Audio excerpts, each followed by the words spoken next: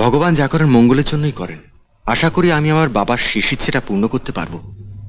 তুমি কি মিনতিকে দেখেছো, মানে ওপরে ওঠার সময়? না। তুমি তাহলে ওকে একবার দেখে নাও, শুধুমাত্র তোমার বাবার অনুরোধ রাখার জন্যেই। শুনুন, ওকে আমার দেখার প্রয়োজন নেই। শোনো, তোমার বাবার কথা রাখতে গিয়ে মানে এটা তো পুতুল কেনা নয়, পছন্দ হলো না 2 দিন বাদে ফেলে দেবে। তুমি একবার দেখো বাবা, আমি ওকে ডেকে নিয়ে আসছি, কেমন? না বাবা, ওনাকে তুমি বলে দাও শুধুমাত্র বাবার কথা রাখার জন্য আমাকে বিয়ে করতে হবে না। আহা, তুই একবার আয় না। তুমি চলো দিদি, ওঠো, আমি তোমায় নিয়ে যাচ্ছি। কেন শুধু শুধু বারবার আমাকে এভাবে লজ্জায় ফেলো তোমরা? এই কবছরে কতবার সেজে গুজে বসেছে বলো তো? সবাই খবর দেবে বলে পালিয়ে গেছে। আসলে আমি তো দেখতে ভালো নই, কালো বলে। না না, ও ছেলেটি তেমন নয়, ও তো তোকে দেখতেই চায়নি, আমি তো ওকে বললাম। আমি জানি আমাকে দেখার পর ওনার পিতৃভক্তি চটে যাবে, পরে জানাবো বলে আর সবার মতো পালাবে। এই শেষবার, আর কোনোদিন তোমাকে বলবো না। এসো।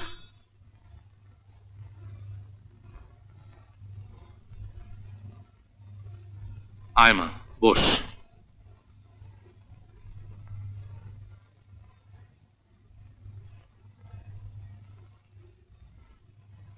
ও কালো এটা মানছি, কিন্তু একেবারেই সুশ্রী নয় এটা মানতে পারছি না। দেখো, আমার তোমাকে পছন্দ হলে তো চলবে না, জানতে হবে আমাকেও তোমার পছন্দ হয়েছে কিনা।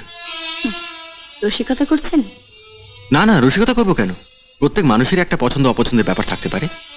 আমার মতো একটা মেয়ে যে কমপক্ষে 100 বার সেজে গুজে পাত্রপক্ষের সামনে এসে বসেছে, তার পছন্দ অপছন্দের কোনো মূল্য আছে নাকি?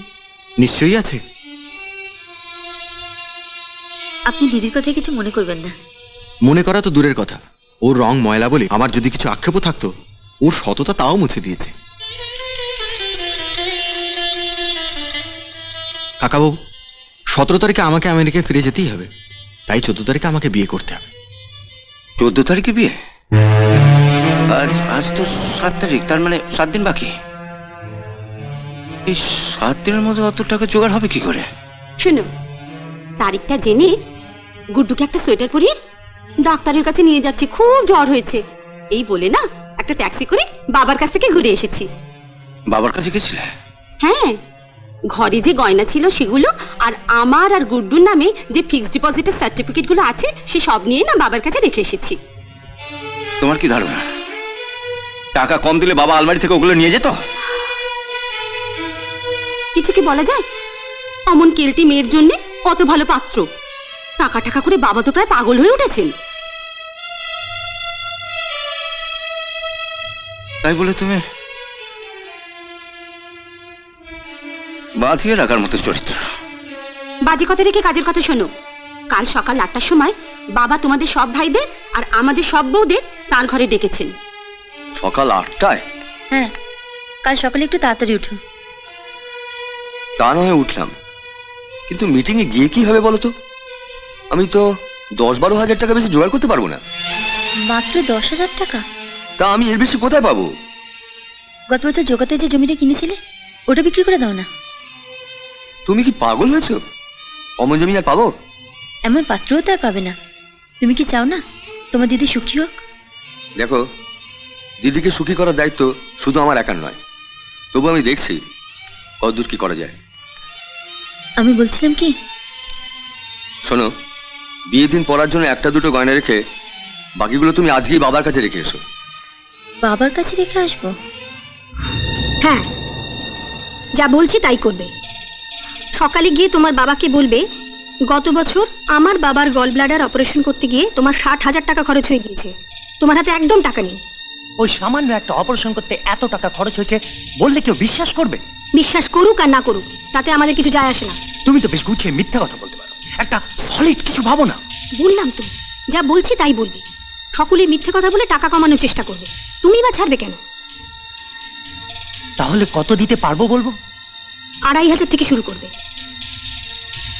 2,500 টাকার থেকে? শোনো, একটু বুদ্ধি খরচ করো। মিনতি আছে বলেই আমাদের বাড়িতে কোনো কাজের লোক বা রান্নার লোক রাখতে হচ্ছে না। ওর যদি সত্যি সত্যি বিয়ে হয়ে যায় তাহলে বাড়িতে সর্বক্ষণের জন্য একটা কাজের লোক রাখতে হবে। হ্যাঁ, তা তো রাখতেই হবে। এবার ভাবো, যে মেয়েটা রান্না করা, বাসন মাজা, কাপড় কাচা, ঘর মোছা এসবের জন্য আসবে, সে তো কম করে 1,000 টাকা মাইনে চাইবে, খাওয়া পড়া ছাড়া। হ্যাঁ, তা তো চাইতেই পারে। তোমার ওই লোফার ভাইটা ছাড়া আর 3 জনই তোমরা চাকরি করো, তখন কাজের লোকের জন্য আর 300-400 টাকা করে সকলকে এক্সট্রা দিতে হবে। হ্যাঁ, তার মানে মিনুর বিয়ে হওয়া মানে আমাদের দুই দিক দিয়েই ক্ষতি। মিনুর বিয়ের টাকাও দিতে হবে, আবার কাজের লোকের টাকাও দিতে হবে। যাক, বুদ্ধিটা তাহলে খুলেছে। শোনো, ওই বিপুর সঙ্গে একটু আলোচনা করে দেখো বিয়েটা একেবারে ভেঙে দেওয়া যায় কিনা। কথাটা তুমি মন্দ বলনি। যা করার আজকে রাত্রেই করবে, কাল কিন্তু তোমার বাবা আর বড়দা চাইবেই বিয়েটা হোক। এই বিয়ে হবেই বাবা, তুমি এ নিয়ে চিন্তা করো না। আপনি এখনই কি করে জোর দিয়ে বলছেন হবেই? আগে শুনুন বাবা কত টাকার হিসেব দেন। আমি হিসেব করে দেখলাম যে খাওয়া দাওয়া, গয়নাগাটি, তারপর বিয়ে বাড়ি ভাড়া, এই সব মিলিয়ে কম করে 1,02,000 টাকা খরচা হবেই। মা, 2 লক্ষ টাকা? কোত্থেকে আসবে অত টাকা? কোত্থেকে আসবে সেটা আমরা ভেবে দেখছি, তোমরা বউয়েরা এই নিয়ে কথা বলবে না। আমরা কথা না বললে কি করে হবে? মেয়ের বিয়ে দিতে গিয়ে বাবা কি গোটা পরিবারটাকে পথে বসাবেন নাকি? তুমি চুপ করো না মেজে বৌদি। দাদা যখন দায়িত্ব নিচ্ছে তখন। দাদা দায়িত্ব নিচ্ছে মানে? তোমরা 3 ভাই পাশ কাটিয়ে যাবে আর বড়দা একা দায়িত্ব নেবে? দাদা একা কেন দায়িত্ব নেবে? সবাই মিলে কিছু কিছু করে দিলেই তো হয়ে যাবে। তোমরা 4 ভাই, 4 ভাগের 1 ভাগ তুমিও দেবে তো? আমি মানে? এ তুমি কি বলছো মেজদি? ও কোথা থেকে দেবে? ও কি চাকরি করে? কোত্থেকে দেবে তা আমরা কি করে জানবো? এমনিতে না পারে ধার করে দেবে। দিতে ওকে হবেই, কম দিক আর বেশি দিক। ফালতু সময় নষ্ট না করে কাজের কথা এসো। তার মানে ছোট ঠাকুরপো আর বাবা কিছুই দেবেন না? বাবার পেনশন থেকে 11 টাকায় কেনা গয়নাগুলো তো এখন তোমার কাছেই আছে। ওগুলো বেচে দাও না। তুই মাঝখানে কথা বলছিস কেন? ও গয়নাগুলো তো বড় বৌমাকে আমি দিয়েই দিয়েছি। বাবা, ও আমি 1,075-এর ব্যবস্থা করতে পারবো। 75,000? তুমি এত টাকা পাবে কোত্থেকে? সে আমি যেখান থেকে হোক জোগাড় করতে পারবো। এখন তোরা বল কে কি দিতে পারবি। আমাদের একটু সময় দিতে হবে। বিয়ের আর মাত্র 6 দিন বাকি, এখনো তোমরা সময় চাইছো?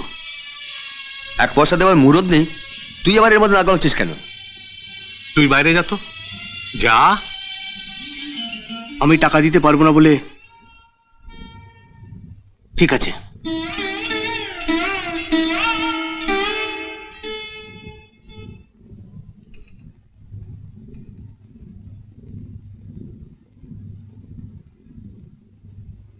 ঠাকুরপো, ও ঠাকুরপো, ঠাকুরপো।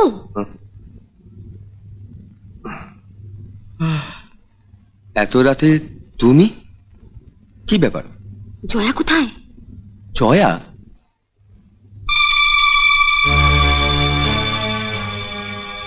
কোথায় গেল? সেদিন তো আমার কথা বিশ্বাস করনি, আজ একেবারে হাতে নাতে ধরবে এসো। নিচে সুবিধে হচ্ছে না বলে তোমার সতীলক্ষ্মী বউ তার পেয়ারের লোফার ভাইটিকে নিয়ে একেবারে ছাদে চলে গেছে। শেষদা জানতে পারলে কিন্তু খুব রাগ করবে। তোমার শেষদা জানবেই না। ওই আমাকে বলেছে গয়নাগুলো বাপের বাড়িতে রেখে আসতে। কিন্তু? কোনো কিন্তু নয়, এই গয়নাগুলো বিক্রি করে যা পাবে সবটাই তুলে দেবে বাবার হাতে বিয়ের জন্য। ধরো। না না বৌদি, এটা হয় না। শেষদা যদি কোনোভাবে জানতে পারে তাহলে? বলছি তো তোমার শেষদা জানতে পারবে না। শেষদা জেনে গেছে? বাহ বাহ বাহ বাহ বাহ, সুন্দর, চমৎকার। পাছে বড় বৌদি দেখে ফেলে, তাই এই লোফারটাকে নিয়ে প্রেম করতে তুমি ছাদে এসেছো? শেষদা চুপ কর, লোফার কোথাকার। মা বৌদি জ্ঞান হারিয়ে বসে আছিস তুই। এ কি বলছো তুমি? তুমি চুপ করো। চলো, ফের যদি লোফাটার সাথে কথা বলতে দেখি তাহলে মেরে তোমার আমি হাড় ঘুরিয়ে দেবো। সেজ বৌদির গায়ে তুই হাত তুলে দেখ না, তোর এই হাত আমি কেটে নামিয়ে দেবো। কি বললে? তুমি কি ভেবেছো তুমি আমার সামনে দাঁড়িয়ে আমার স্বামীকে অপমান করবে আর আমি সেটা সহ্য করব?